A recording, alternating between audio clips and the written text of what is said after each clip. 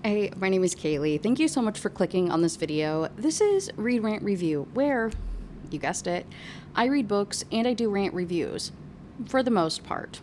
I tried to do my casual classic, which is a series that I do every other Monday where I read a classic book and I give you guys the breakdown of it, try to make it more tangible and relatable to the modern day era. I had some filming issues, so instead we're going to do something a little bit different than I usually do on the channel, and we're going to look at something a little bit more scripted, leading into a short story that I want to read you guys by Ray Bradbury. There Will Come Soft Rains. This is the second to last entry in the Martian Chronicles. This is one of my favorite short story collections by Ray Bradbury, one of his most popular. I have a signed edition of it, right? I love him so much. You may know him from Fahrenheit 451. Before I read you the specific story, I just wanted to maybe talk about some context of the 1950s sci-fi movement and why I consider it to be the golden age, the golden era of science fiction literature. There's a little bit of argument of if it was actually in the 30s to 40s time range or if it was in the 50s. There's kind of this back and forth belief depending on who you ask. So the whole point being, though, and the reason that sci-fi took off so much was because it was post-World War II. Obviously, World War II changed the entire world. It had this huge effect on everything, but specifically in the United States, it was facing a post-war economic boom. We had the military-industrial complex that was going during the war. Now you had all of these factories and these incredibly intelligent scientists that had been working to build things like the atomic bomb.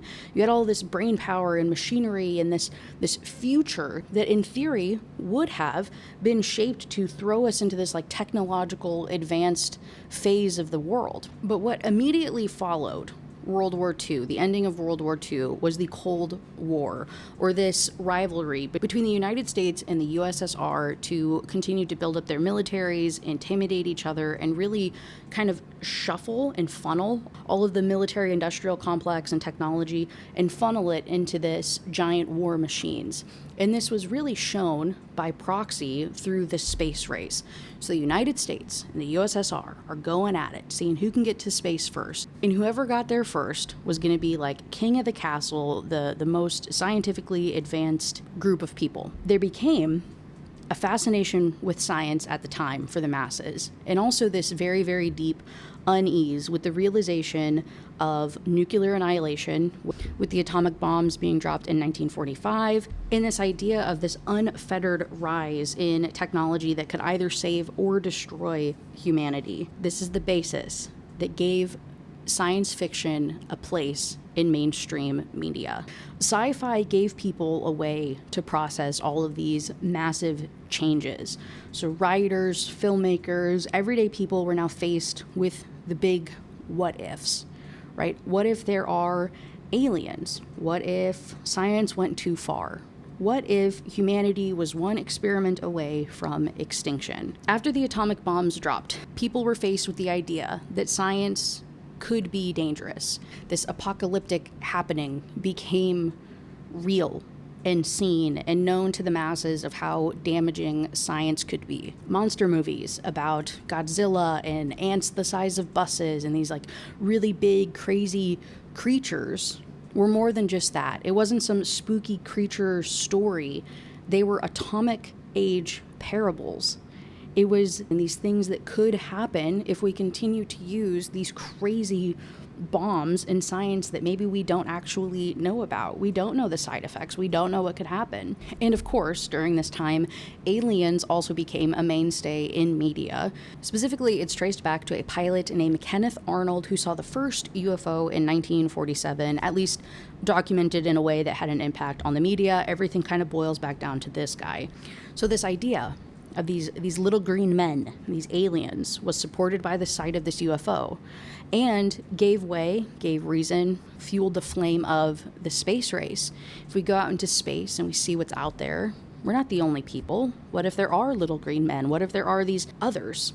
Aliens at this time were often used in science fiction in a way that was less about space and more about conformity, paranoia, and loss of identity. Are your neighbors who they really say they are, or have they changed? This specifically was more of a political commentary against the Red Scare and McCarthyism. What that boils down to, in layman's terms, is the fear of communism or the communist infiltration in the United States, which is a much larger and deeper political and historical discussion than that is outside of the scope of this video. But science fiction writers talking about aliens was really maybe a critique against the movement. For example, let's talk about the book The Body Snatchers, published in 1954 and then the subsequent movie in 1956.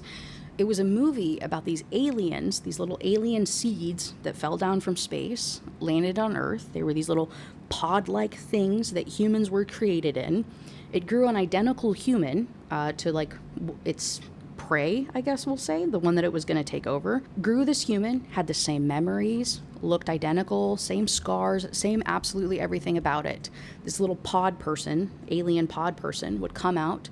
It would kill the human, replace it. Nobody would know any different other than the pod people not showing any emotion whatsoever. In these duplicates, they don't reproduce, they only survive for 5 years, and then obviously they kill off the person that they're replacing. So the intent of this alien takeover is to ruin Earth. Looking at that at the surface, fascinating film, fascinating idea, but if we look a little bit deeper, if we look at the topic and the theme given the time, was this movie anti-communist propaganda saying, hey, you don't know who your neighbors are. Your neighbors could be somebody different that is trying to take over the country and ruin the country / the world, and you should be cautious of it? Or was this a warning against blind patriotism? Was this a critique of people either blindly following something and inadvertently ruining a world, believing they were doing it a favor, and or persecuting your neighbors? Science fiction in general is a very highly political genre. Truly, genuinely, all literature in general is highly political, but that's a whole other discussion. With all that being said, though, 1950s science fiction wasn't all doom and gloom. It wasn't all about the world ending and aliens taking over and the atomic bomb ruining us and having this like post-apocalyptic world. A lot of it, inspired by the space race, as mentioned earlier, was this idea of space travel. Many movies and books explored ideas of space travel, befriending alien life forms, and the idea that maybe science could help us evolve. We could be more than just Earthlings. We could be more than what we are. Ray Bradbury's The Martian Chronicles is not a collection of short horror stories, but it is instead an exploration of what it means to be human, what humanity could become. Whether or not you consider science fiction of the 1950s to be the golden age or the golden era or not, it was definitively the marking of science fiction becoming a household genre and a household thing that people knew of. People wanted to believe in other worlds because the one that they lived in felt a little too fragile. The 1950s captured a moment in history when the future felt like a promise and a threat. It was therapy and social commentary. And that is one of the primary reasons, like that whole idea is why I love sci-fi so much. It is probably my favorite genre, but specifically this era. I think there is something so pure and creative about it. I'll talk specifically about Ray Bradbury. Obviously, there's countless other authors during this time that have phenomenal works that really, really shaped the genre and really the entire like industry of entertainment as a whole. This is just my personal favorite, so I will speak to him, where this idea that there was hope for humanity. We could do better and be better, and we had all of this money and intelligence and a future, and we didn't know what space held. We didn't know what the future held. And it was this like free thought that it could be absolutely anything that I feel like 70 years later, 60, 70 years later, reading some of these short stories, it just doesn't feel like this level of innocence almost. is possible. It's like we're still not space traveling in the way that they talked about in the 50s. But we have sci-fi writers like Andy Weir who are writing books like The Martian and the Project Hail Mary. We have movies like Interstellar. We still have some of these films and these ideas and writers and folks who are talking about space the same way that Ray did and others like him.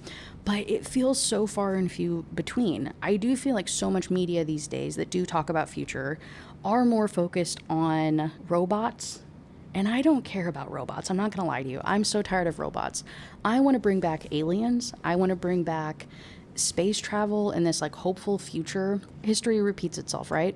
We're back in this fear of these world wars and these atomic wars and the othering of our neighbors and this almost same level of McCarthyism. We're almost in like a third wave of similar things happening, at least in the United States, where it is concerning and alarming and the world's like a really dark place right now. And so there is still escapism and joy I find in revisiting books like this, where I can still believe that maybe there is a scientific future like this.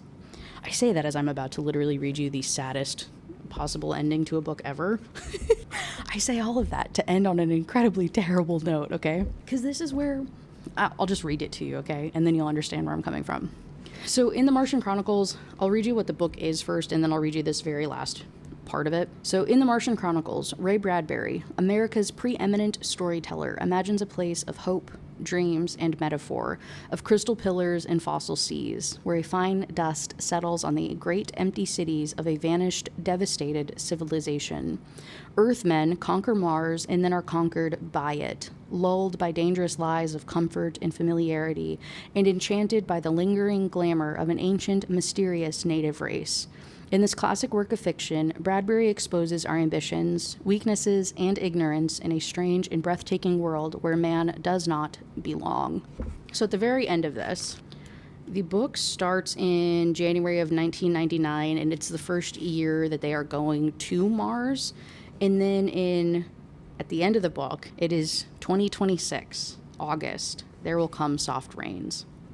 In the living room, the voice clock sang, "Tick-tock, 7 o'clock, time to get up, 7 o'clock," as if it were afraid that nobody would. The morning house lay empty. The clock ticked on, repeating and repeating its sounds into the emptiness. 7-9, breakfast time, 7-9. In the kitchen, the breakfast stove gave a hissing sigh and ejected from its warm interior 8 pieces of perfectly browned toast, 8 eggs sunny side up, 16 slices of bacon, 2 coffees, and 2 cool glasses of milk. "Today is August 4th, 2026, said in a second voice from the kitchen ceiling, in the city of Allendale, California. It repeated the date 3 times for memory's sake. Today is Mr. Featherstone's birthday. Today is the anniversary of Toleda's marriage.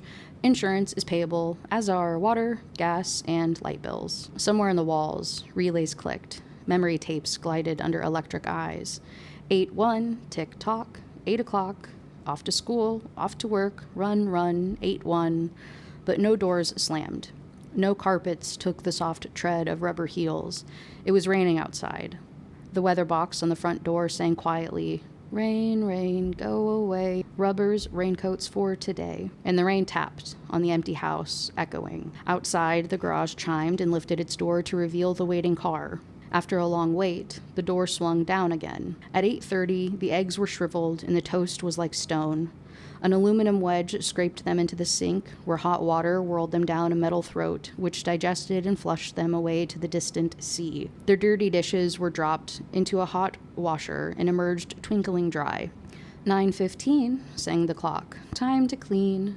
Out of the warrens in the wall, tiny robot mice darted. The rooms were acrawl with the small cleaning animals, all rubber and metal. They thudded against chairs, whirling their mustached runners, kneading the rug nap, sucking gently at hidden dust. Then, like mysterious invaders, they popped into their barrows. Their pink electric eyes faded. The house was clean. 10 o'clock.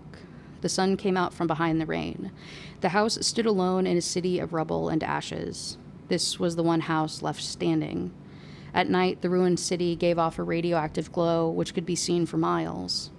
10:15, the garden sprinklers whirled up in golden founts, filling the soft morning air with a scattering of brightness. the water-pelted window panes running down the charred west side of the house, where the house had been burned evenly, free of its white paint. The entire west face of the house was black, save for 5 places.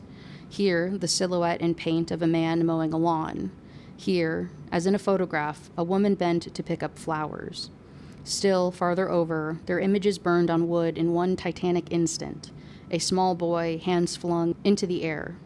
Higher up, the image of a thrown ball, and opposite him, a girl, hands raised to catch the ball, which never came down. The 5 spots of paint, the man, the woman, the children, the ball, remained. The rest was a thin, charcoaled layer. The gentle sprinkler rain filled the garden with falling light. Until this day, how well the house had kept its peace. How carefully it had inquired, "Who goes there? What's the password?" And getting no answer from lonely foxes and whining cats, it had shut up its windows and drawn the shades in an old maidenly preoccupation with self-protection, which bordered on a mechanical paranoia. It quivered at each sound, the house did. If a sparrow brushed a window, the shade snapped up. The bird, startled, flew off. No, not even a bird must touch the house. The house was an altar with 10,000 attendants. Big, small, servicing, attending in choirs, but the gods had gone away, and the ritual of the religion continued senselessly, uselessly. 12 noon. The dog whined, shivering on the front porch. The front door recognized the dog voice and opened. The dog, once huge and fleshy, but now gone to bone and covered with sores, moved in and through the house, tracking mud. Behind it whirred angry mice, angry at having to pick up mud, angry at inconvenience. The offending dust, hair, or paper, seized in miniature steel jaws, was raced back to the burrows. There, down tubes which fed into the cellar, it was dropped into the sighing vent of an incinerator, which sat like evil ball in the corner. The dog ran upstairs, hysterically yelping to each door, at last realizing, as the house realized, that only silence was here. It sniffed the air and scratched at the kitchen door. Behind the door, the stove was making pancakes, which filled the house with a rich baked odor and the scent of maple syrup. The dog frothed at the mouth, lying at the door, sniffing, its eyes turned to fire. It ran wildly in circles, biting its tail, spun in frenzy, and it died. It lay in the parlor for an hour. 2 o'clock, sang a voice. Delicately sensing decay at last, the regiments of mice hummed out as softly as blown gray leaves in an electrical wind. 2:15. The dog was gone. In the cellar, the incinerator glowed suddenly, and a swirl of sparks leaped up the chimney. 2:35. Bridge tables sprouted from patio walls. Playing cards fluttered onto pads in a shower of pips. Martinis manifested on an oaken bench with egg salad sandwiches. Music played. But the tables were silent, and the cards untouched. At 4 o'clock, the tables folded like great butterflies back into the paneled walls. 4:30, the nursery walls glowed. Animals took shape. Yellow giraffes, blue lions, pink antelopes, lilac panthers, cavorting in crystal substance. The walls were glass. They looked out upon color and fantasy. Hidden films clocked through the well-oiled sprockets, and the walls lived. The nursery floor was woven to resemble a crisp cereal meadow. Over this ran aluminum roaches and iron crickets, and in the hot, still air, butterflies of delicate red tissue wavered among the sharp aroma of animal spores. There was the sound like a great, matted yellow hive of bees within the dark billows, the lazy bumble of a purring lion. And there was the patter of okapi feet, and the murmur of fresh jungle rain, like other hooves falling upon the summer-starched grass. Now the walls dissolved into distances of parched weed, mile on mile in warm, endless sky. The animals drew away into thorn breaks and water holes. It was the children's hour. 5 o'clock. The bath filled with clear hot water. 6, 7, 8 o'clock. The dinner dishes manipulated like magic tricks. In the study, a click. In the metal stand opposite the hearth, where the fire now blazed up warmly, a cigar popped out, half an inch of gray ash on it, smoking. Waiting. 9 o'clock. The beds warmed their hidden circuits, for nights were cool here. 9:05. A voice spoke from the study ceiling. "Mrs. McClellan, which poem would you like this evening?" The house was silent. The voice said at last, "Since you express no preference, I shall select a poem at random." Quiet music rose to back the voice. "Sarah Teasdale, as I recall, your favorite. There will come soft rains and the smell of ground. and swallows circling their shimmering sound, and frogs in the pools singing at night, and wild plum trees in tremulous white. Robins will wear their feathery fire, whistling their whims on a low fence wire. And not one will know of the war, not one will care at last when it is done. No one would mind, neither bird nor tree, if mankind perished utterly. And spring herself, when she woke at dawn, would scarcely know that we were gone. The fire burned on the stone hearth, and the cigar fell away into a mound of quiet ash on its tray. The empty chairs faced each other between the silent walls, and the music played. At 10 o'clock, the house began to die. The wind blew. A falling tree crashed through the kitchen window. Cleaning solvent, bottled, shattered over the stove. The room was ablaze in an instant. "Fire!" screamed the voice. The house lights flashed, water pumps shot water from the ceiling, but the solvent spread on the linoleum, licking, eating under the kitchen door, while the voices took up in chorus, "Fire! Fire! Fire!" The house tried to save itself.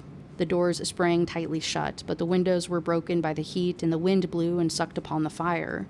The house gave ground as the fire in 10 billion angry sparks moved with flaming ease from room to room and then up the stairs, while scurrying water rats squeaked from the walls, pistoled their water, and ran for more, and the wall sprays let down showers of mechanical rain. But it was too late. Somewhere, sighing, a pump shrugged to a stop. The quenching rain ceased. The reserve water supply, which had filled baths and washed dishes for many quiet days, was gone. The fire crackled up the stairs. It fed upon Picassos and Matisses and in the upper halls, like delicacies, baking off the oily flesh, tenderly crisping the canvases into black shavings. Now the fire lay in beds, stood in windows, changed the colors of drapes, and then reinforcements. From attic trapdoors, blind robot faces peered down with faucet mouths, gushing green chemical. The fire backed off, as even an elephant must at the sight of a dead snake. Now there were 20 snakes whipping over the floor, killing the fire with clear, cold venom of green froth. But the fire was clever. It had sent flames outside the house and up through the attic to the pumps there. An explosion. The attic brain, which directed the pumps, was shattered into bronze shrapnel on the beams. The fire rushed back into every closet and felt of the clothes hung there. The house shuddered. Oak, bone on bone, its bared skeleton, cringing from heat.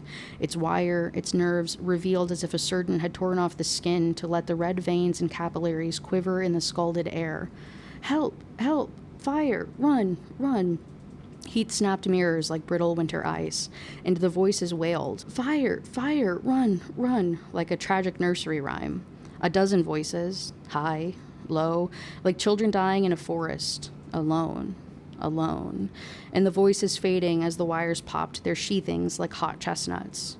1, 2, 3, 4, 5 voices died. In the nursery, the jungle burned. Blue lions roared, purple giraffes bounded off. The panthers ran in circles, changing color, and 10 million animals, running before the fire, vanished off toward the distant, steaming river. 10 more voices died. In the last instant, under the fire avalanche, other choruses, oblivious, could be heard announcing the time, playing music, cutting the lawn by remote control mower, or setting an umbrella frantically out and in, slamming and opening the front door. 1,000 things happening, like a clock shop when each clock strikes the hour insanely before or after the other. A scene of maniac confusion, yet unity. Singing, screaming, a few last cleaning mice darting bravely out to carry the horrid ashes away, and one voice, with sublime disregard for the situation, read poetry aloud in the fiery study until all the film spools burned, until all the wires withered and the circuits cracked. The fire burst the house and let it slam flat down, puffing out skirts of spark and smoke. In the kitchen, an instant before the rain of fire and timber, the stove could be seen making breakfasts at a psychopathic rate. 10 dozen eggs, 6 loaves of toast, 20 dozen bacon strips, which, eaten by fire, started the stove working again, hysterically hissing. The crash, the attic smashing into the kitchen and parlor, the parlor into the cellar, cellar into subcellar, deep freeze, armchair, film tapes, circuits, beds, and all like skeletons thrown in a cluttered mound deep under. Smoke and silence. A great quantity of smoke. Dawn showed faintly in the east. Among the ruins, one wall stood alone. Within the wall, a last voice said, over and over, again and again, even as the sun rose to shine upon the heaped rubble and steam. Today is August 5th, 2026. Today is August 5th, 2026. Today is, and that is There Will Come Soft Rains, which is so crazy. So all of the other short stories by him, some of my favorites, I've talked about these so much on this channel. I'm sure if you guys have heard it, you're annoyed by now. I read one other story by him in its entirety called Rocket Man. It's on my Spotify. I'll have that specific one linked in the description box below if you want to hear me read something else of his. That one is so sad, and it's about a dad who's a rocket man, and he has a hard time choosing going to space all the time or staying home with his family. Like, when he's in space, he wants to be home, and when he's home, he wants to be in space. There's some other ones about kids who live on Mars and their perspectives of things, and truly how you can take the human off the planet, but you can't take the crappy Earth human out of the human, you know? We are the same people, the same humanity, no matter what planet that we're on. And then he has a couple about, like, scientific advances and kind of exploring, kind of like how this one was, these, like, smart houses. One of his short stories did inspire the movie. I think it's called Smart House on Disney, from the early aughts. One of my favorite movies growing up. The other piece of media, too, this just came to my mind, is Black Mirror. Black Mirror also gives me the same vibes as his short stories, where it's just the future and how humans interact with all of the, like, technology and things happening around us and stuff. And it's much more commentary, I guess, on how humans handle these things rather than, I don't know. It all feels a lot more grounded in reality, I guess, is my biggest thing with a lot of this, compared to a lot of modern day sci-fi that just feels so far different. I don't know what to explain what feels so different about this particular type of writing of his, if it feels so deeply human, and I don't know, man. It's just so good. So this one I think about a lot, though. This, like, end of days, the atomic bomb goes off, and the only thing that's left is our Alexas, our little home robots going through their day-to-day tasks. Even if all of the humans died off today, all of our little robots and technology just continuing to repeat itself and its, like, duties until it dies is just a crazy concept. A little bit of a different vibe. This casual classic go around. A little bit of a different discussion. What'd you think of it? Did you like it? Do you like some extra commentary, or should I just stick to reading things? Like I said, totally different than what I meant to do. I meant to do a much longer video deep diving Perks of Being a Wallflower by Stephen Chomsky, I believe is his last name. But my audio I had some real problems with, so instead we did this. So let me know what your thoughts are. Perks of Being a Wallflower should be out next week, if not the week after that. And I think that's everything. So good. If you guys know of any other stuff that's similar to this, or like modern day things that maybe remind you of this, if you have some recommendations of, you know, this kind of era of sci-fi, movies, books, otherwise, that you recommend, or modern day stuff that is adjacent to this that you recommend. Like I said, other than Andy Weir, I love Andy Weir. I love Project Hail Mary. There's just so much out there. There's so much literature and everything, and I can't read it all, but I want to so badly. Okay, I will see you guys on Thursday with my normal crazy review of some crazy book. I haven't decided what it'll be yet. I say on Sunday night when I should know. I have to film that tomorrow. Hopefully I figure my life out. So I'll see you guys then, though. Thank you so much for listening. Thank you so much for watching. I appreciate you so very much. And I will see you in the next one. Bye.